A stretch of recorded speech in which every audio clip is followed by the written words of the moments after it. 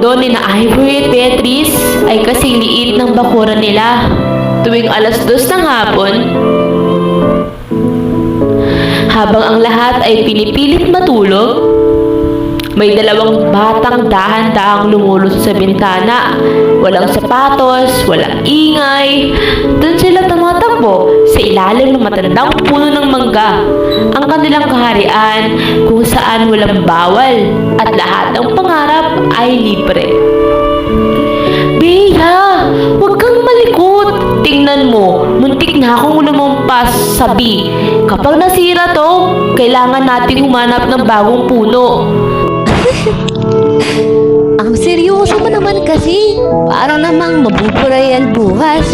Saka, bakit ba kailangan talagang iukit? Pwede naman natin isulat na lang sa notebook.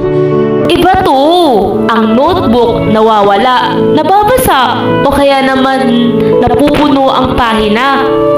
Etong puno, habang lumalaki siya, lumalaki rin yung ukit natin. Ibig sabihin, habang tumatanda tayo, lalong tumitibay yung pangalan natin dito. Tingnan mo, I plus B equals ligaya. Ligaya?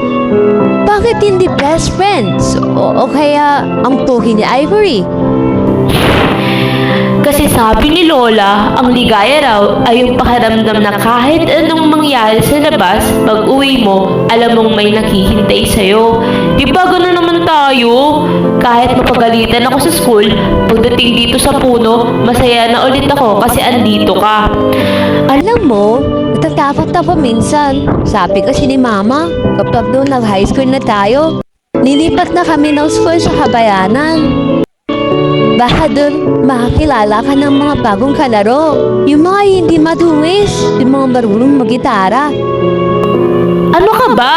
Kahit maging sikat pa silang lahat, ikaw lang gusto kong kalaro. Sino-sino ba sila? Alam ba nila kung paano tayo nagnanakaw ng bunga ng bayabas sa kabila? Alam ba nila yung secret handshake natin? Hindi, di ba? Sa'yo lang ako komportable, Bea.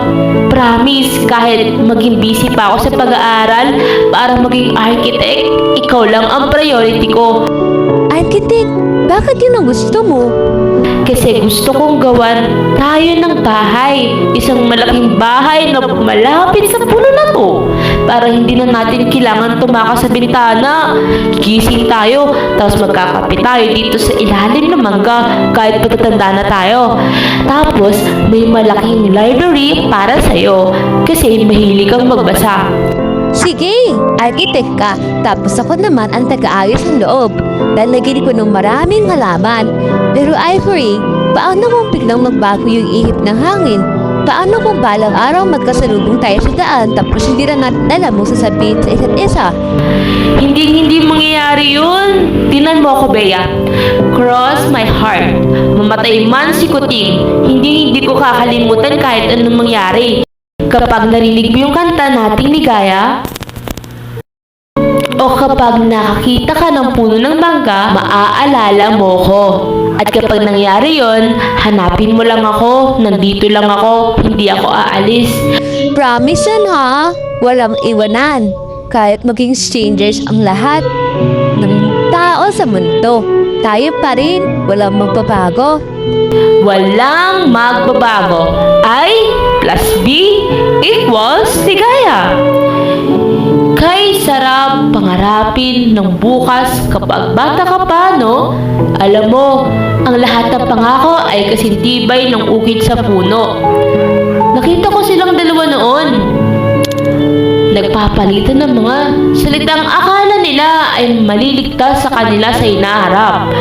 Pero ang hindi nila alam, ang panahon ay parang tubig sa dagat.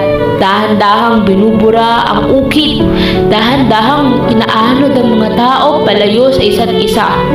Hanggang sa ang tanging may iwan na lang ay ang hapdi ng ala-ala.